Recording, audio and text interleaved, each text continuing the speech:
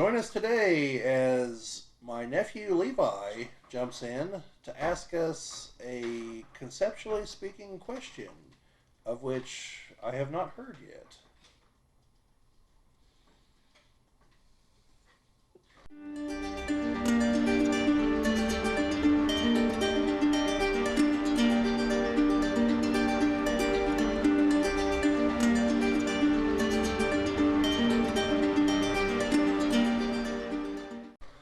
Welcome back, everybody.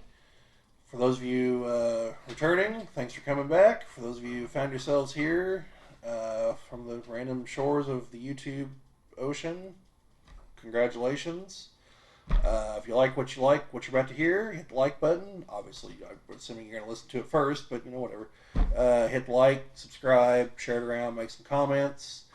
But today, I've mentioned my nephew Levi before several times, and he is going to be in today's video asking me a question to get a response of some kind. So, Levi, what is your question? Okay. So, specifically in filmmaking terms, what makes a great villain? And if there is a quote unquote a great villain, who would that villain be? Okay. So, when it comes to villains, there's a couple different kinds. All right. And I don't think there's one that's particularly better than another. Although there is one type that people seem to favor more than others. You have your just straight up evil.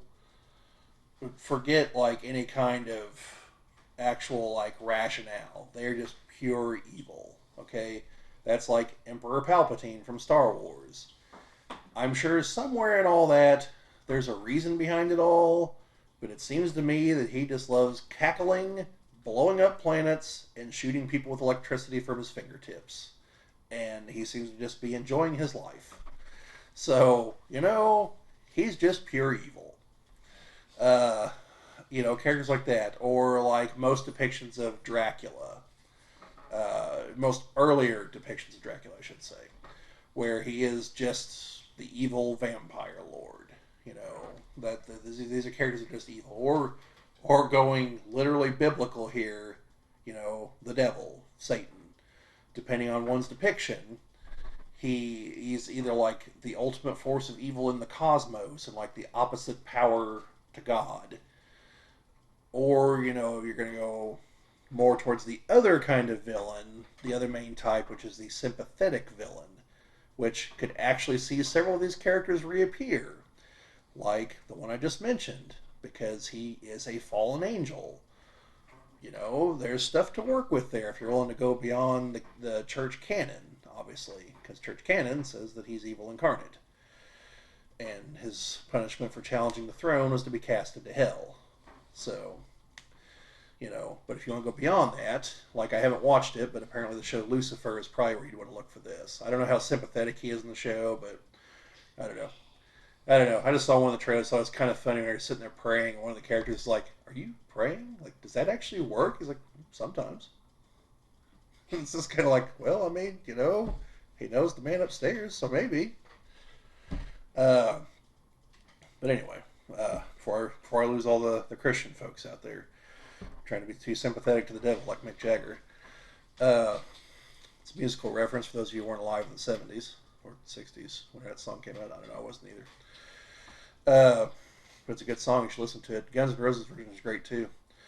Uh, but anyway, also Dracula, more recent incarnations tend to include the backstory. They incorporate the fact that Dracula is supposed to be Vlad Tepes, the Yes. former ruler of Transylvania, and by doing that, there are sympathetic elements to his character. Yes, the human that he's based on was absolutely bloodthirsty beyond belief, but to his mind, he was doing all this to defend Christendom against the invading hordes, the Turkish Transylvania hordes. still sees him as the hero. Yes. And as I mentioned in the vampire video with Brad and I, we were talking about this a little bit, and as Chad just reminded me off screen here, The modern Transylvanians still view him as a national hero because he did stop the invading Turkish army with lots and lots of blood, but he did the job. And spikes. Yes, and spikes, lots and lots of spikes. So anyway, in his backstory, and I believe this actually happened. I really should look this up now. This is the second time I'm mentioning it. Uh, he was knocked unconscious in battle, and the Turks, being vengeful types, sent a message to the castle saying he had died, and his wife killed herself upon hearing this. So in like Bram Stoker's Dracula, that's the point where he's sitting there and his wife's dead, and the priest is like, "Hey, so that's awesome that you're fighting the Turks for us. Your wife's in hell. She committed suicide." And Dracula's like, "Come again?" It's like, "You heard me. She committed suicide. She's in hell. Like, it's right here in the book. Like, can't do anything about it. So go fight them Turks. Good luck, buddy. Go get them." And Dracula's like, nope. I ain't having any more of this. Like, screw you and the horse you rode in on, and your god." And yeah, that's why it got transformed. So that tragic element exists there, and then later on in the movie, he meets Mina Harker, who is like a spitting image of his wife. And so there's the tragic elements there, even though even in that movie he's still an absolute monster, you know. But you can at least kind of understand some of what he's doing. Not all of it.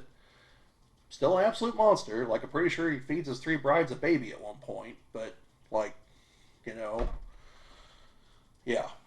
So, yeah, those are like, but in general, the villain has to be willing to do evil things. That's why they're the villain.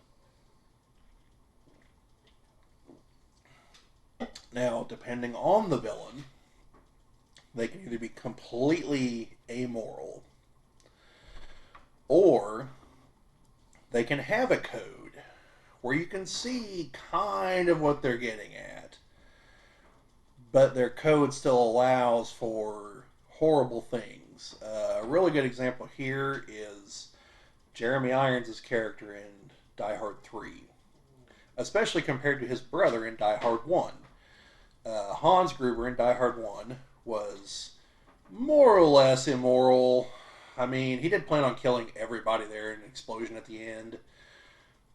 But before that point, like, he's this suave, civilized gentleman. So, he's not just some, raggedy bum or something. Like, you can see that even with all this upbringing and culture and everything, he's still just outright evil. And he's doing all of it for money. Like, he's going to kill all kinds of people just for a bunch of money. Like, that's evil. Then, in Die Hard 3, his brother comes along. Now, some people do get killed, but by and large, his guys don't kill a whole lot of people. They blow a bunch of stuff up, and I'm sure, like in the explosion at the very beginning of the movie, since there was no warning, I'm sure people died in that. I'm sure people died in the subway explosion. I'm not trying to say he wasn't a villain. He was. But he threatens to blow up a school. And at the end, whenever they've got him and they realize the bomb's on the boat, he's like, "No, dude, like, I'm not a monster. Like, I work for monsters, but no, I'm not going to blow up a school. Like, no. Like, there's limits." And ultimately, he also wants to kill McClane because he killed his brother. So, like, that's an understandable motivation. Even though his brother was the villain, like, as he put it, there's a difference between not liking one's brother and not caring when some dumb Irish flatfoot drops him out of a window. So, like, you can understand his personal motivation. It makes sense. So that's why he's a compelling villain. Plus, like I said, you can tell that there's limits to what he wants to do. Even among his men, whenever the Samuel L. Jackson brings a bunch of them a bomb, one of them's just going to leave it there. The main guy's like, "You can't leave that here. Some kid might find that." You know. So they're willing to do evil things, but there's a limit. You know. And again, it's all for money, so it's still pretty evil. But so those are your like you can understand their motivations. I have the term right there on the tip of my tongue. Sympathetic villains. So you have villains like that. Then, like I said, you got the other kind. Then some villains are villainous just through stupidity or through pettiness. This is like, is it Dolores Umbridge? Is that her name? In Harry Potter. And these are the kind of villains that people hate. Okay? And part of the reason is because they know real people like that. Because real people that are rotten and evil and want to control people, some of them rise to the top in politics and whatnot. Others have to settle for running the DMV. And they will use every little ounce of power they have because they're petty, vindictive people. It's little evil, but that's real evil. That's the kind that we can actually conceptualize in person. Like, none of us is ever going to meet an Emperor Palpatine type in all likelihood. Hopefully, like that's fiction. Okay, she is, like I said, she's the face of what real evil looks like in this world that we interact with. That's why people hate characters like that. People can cheer on the Emperor because he's cartoonishly over the top. He doesn't cross that line into real world villainy. Like, what he does is the kind of things real world villains do. Dominate, destroy. But it's ludicrously over the top. It's like, I'm going to go blow up planets. And it's like, okay, like, that doesn't happen in real life. There's nothing even close to that. So it's just cartoonishly over the top. Whereas, if he was more like a serial killer or something, that we know about. Those do exist. That's more grounded evil. That's like Patrick Bateman in American Psycho. Okay? He's a terrifying villain because he could really exist. Okay? He's just a remorseless, merciless, coke-snorting killer from the 80s when everyone snorted coke. Especially in New York and LA. They still do. So I hear. American Psycho or original Psycho? American Psycho. Actual Psycho, that's different. That's actual Psycho. He's crazy. He's a lunatic. He has like some weird, fixation with his dead mother, and that's a whole bag of the personality. Like he's crazy. Like, he's movie crazy. Mm-hmm. Like, there's some people like that in real life. But you're not going to run into those types of people by and large. Yeah. Patrick Bateman is the kind of person that would be like in some upper echelons of a company, or investment firm or something. Although most of those people aren't psychotic killers. That's the difference. Is he's like completely broken upstairs. Most of them just have no morals whatsoever. They only exist to just the pursuit of money. Okay. So, to kind of bring back to your question, so is a good villain a villain that you hate, like Dolores Umbridge, because she's the villain, you shouldn't like her, or is a good villain a character you can understand, like what was it? It's not Hans Gruber. It's I can't think of his first name, but the Die Hard 3, Jeremy Irons' character. Or like the Emperor, who's just cartoonishly over the top, so we can be like, yeah, fry Luke with your electricity. He should have joined the dark side, that idiot. Or whatever. Hopefully no one out there actually feels that way. The Empire didn't do anything wrong. It was just trying to put down a rebellion that could not accept change. That's right. All the Empire wanted was peace and stability. That's a joke, folks. Like, probably.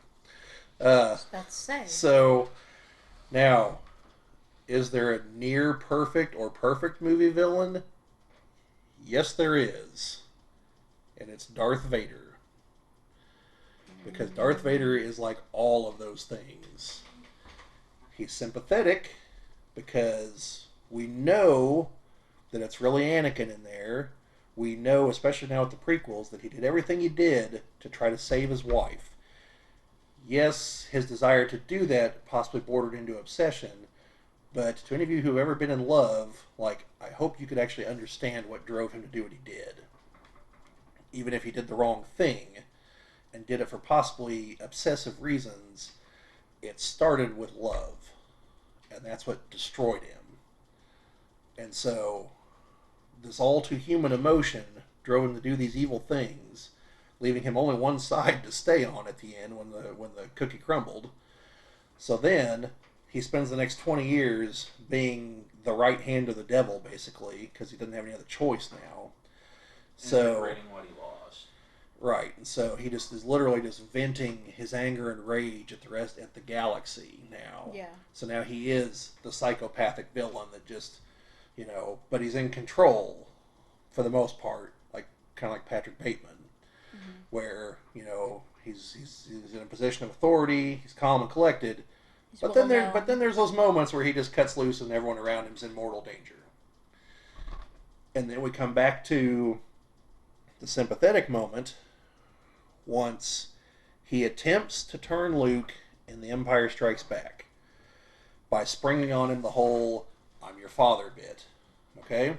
Because he's still 100% dedicated Sith Lord, and he's like, I'm going to do this as a ploy to get Luke to take out the Emperor so that I can rule the galaxy. Luke will join me. That's his thought process right there, okay? He's not thinking about this as my son. That's just a tool in the arsenal for him, okay?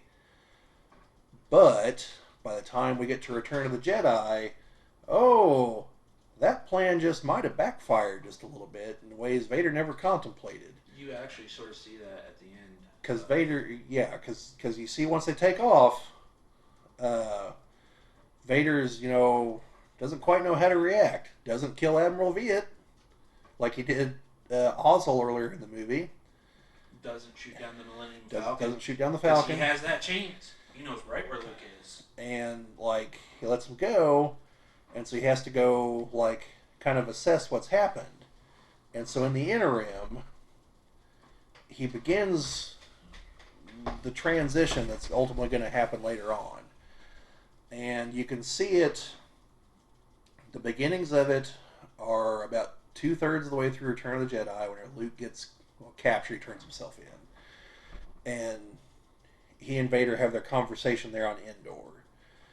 And where Luke confronts him with his name, and Vader's like, that name no longer has any meaning to me. That's Vader trying to convince himself. That's not Vader telling Luke that. Because the cracks are starting to form. Anakin is reemerging. Yeah. And you get a little bit of it, once Luke leaves, there's that lingering shot of Vader as he kind of walks over towards the window, just kind of staring out into nothing, his head kind of slouched, and you know that's what he's thinking about now. And the music really helps, despite what I said in one of the other videos. There are a couple moments in Star Wars where the music absolutely makes the scenes. This is one of them. One of the others is once he finally does do the turn aboard the Death Star, because the Emperor is so into the evil dark side, he just can't imagine that Vader could turn against him. He just can't see the scenario where it could happen. And so he's like, I'm just going to fry Luke right here. So he starts doing that, and then you have the pivotal moment in the Star Wars movies where Vader is finally forced to choose what's left of Padme via his son or evil. And so that's the looking back and forth, and the music is supposed to mirror his emotions as Anakin finally reemerges and grabs Pruneface and throws him down the reactor shaft. That's the most dramatic thing you can think of in the moment. Which, by the way, That had to seriously hurt Palpatine because Vader was missing a hand at that point. He had to just like jam that stump into his side or something. Oh, it was also sparking, so. Yeah, I mean, because Palpatine, that's why he's surprised. He's shooting his lightning everywhere. So yeah, and that's why then it comes full circle at the end there. Whenever Vader's like, help me take my mask off, and Vader, looks like he'll die. He's like, well, nothing can stop that now, because he's dead. He's not a Sith anymore. His rage will no longer sustain him because that's what kept him alive on Mustafar, like Darth Sion. And his life support system got fried. Yeah, but I mean, like, there's the teachings of the Jedi are not going to save him now.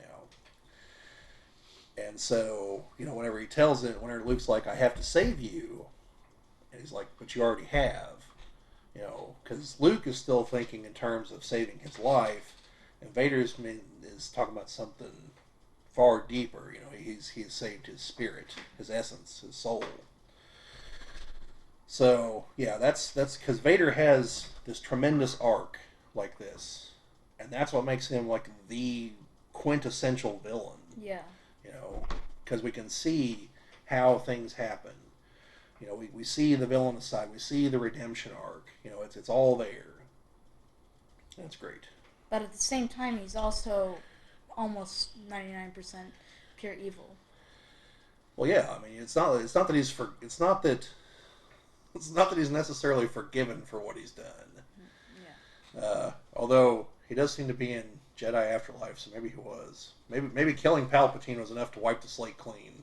Not to the citizens of the galaxy. Yeah, but I mean, what do they matter? It's not like they get a vote. I mean, No, the Senate was dissolved. I mean, even under the Republic, they didn't get a vote. I don't know why anyone wants to restore the Republic. But think about it. You got Bail Organa. Like, do you think he was voted into that position? No. Why is Princess Leia the senator? Clearly, it's an inherited thing. Like, and he's one of the good guys. You think the ETs vote among themselves? You think the Trade Federation votes?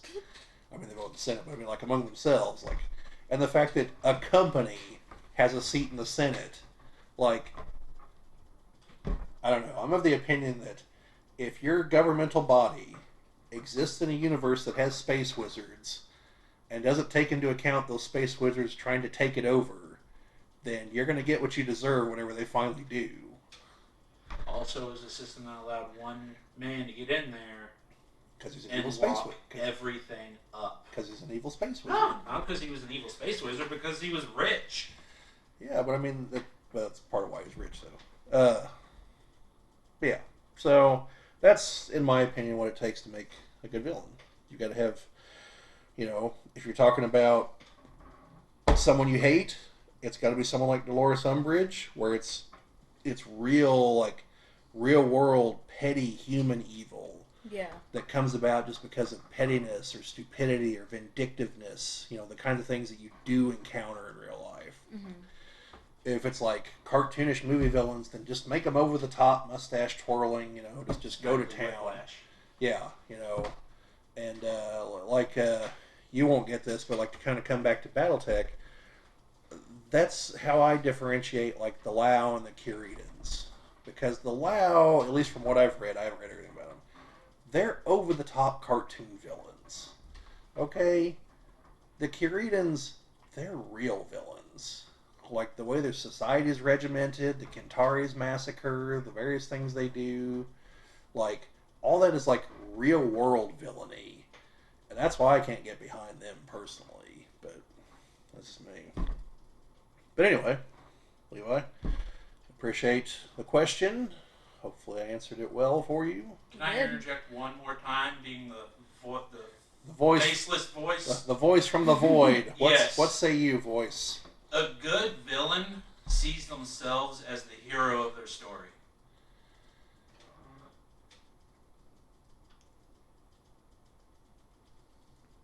I would say that's mostly true. Yes. I would think that, like, I can't keep coming back to Die Hard 3. I'm pretty sure Jeremy Irons did not see himself as the hero in that equation. Like I think he very much, as far as the stealing the gold plot, like I think he knew this is not on the moral right side of things. Like I'm not, you know, he might have thought he was doing right by his men because they were planning on using the gold to further themselves. Now they're a mercenary unit, and definitely in killing McLean. Oh, definitely not saying like it's good, but they see themselves as the good guy in the story, like with Darth Vader. He's that between Revenge of the Sith and A New Hope. He's directing his anger to exterminating the last traces of the order and civilization that let the love of his life die. Yeah, I can see it with Vader. So he's trying to wipe out, and also he thinks the he's indifference, and he thinks he's restoring order, and he thinks he's bringing order to the galaxy. Yes. And, I can see it. I don't think so much with the Emperor. I think I think the Emperor's like, it's all mine now. Good. Yes. My incredibly terrible Ian McKellen voice. Sorry, folks, but you're probably never gonna hear that again. I might even edit that out. And then Khan. Yes. In Wrath of Khan, he sees himself as the hero avenging the death of his wife on the man that stranded him on a planet who he assumes knew the stone was going to be going supernova. Or whatever happened there. Sure. Yeah. It was a comet, I think. Yeah, it struck the other planet. He assumes Kirk knew that. Yeah. And that's why he put them there. Or at least would have come back to check up on them and found out. Yes. Yeah. So. Yeah, I could see it. Again, for the most part, I think with the Genesis device, that was definitely well, once I'm done with Kirk, which planet will I conquer? Mm-hmm. Like I think by and large, Khan knew where he fell in the moral standings of things. I'm sure he had an overinflated ego to think he was better than the other rulers. Because remember in the actual episode, they talk about how like the area he ruled, that he ruled not with an iron fist like the others. There are far fewer like uprisings, far fewer like public executions and stuff. And so, because that's the moment where Spock's like, I can't believe what I'm hearing. Like, it sounds like you guys actually like this guy. I'm like, well, Spock, like, it's part of human history. And as you've noted many times, we're basically barbarians in space. Like, we acknowledge these things. We don't like the guy, but, he accomplished a lot. So. But yeah, I could see it. I think by and large, that's right. So. That was my 2 cents from the void. Yeah. Thank you to the void. Thank you, voice. All right. Anonymous. So, folks, it's the end of the video time. You know what that means. It's where I beg you to hit the like and subscribe and share it around and do all those wonderful YouTube things that helps grow the channel and feeds the algorithm and I don't know, whatever else it's supposed to do. I don't know. I don't run YouTube. But anyway, hopefully you enjoyed this. If you got anything like this you want to hear us talk about, put it down in the comments. But otherwise, and Levi, thank you for sitting in on this one. Hopefully you enjoyed it. I enjoyed it. All right, so we'll see you folks later.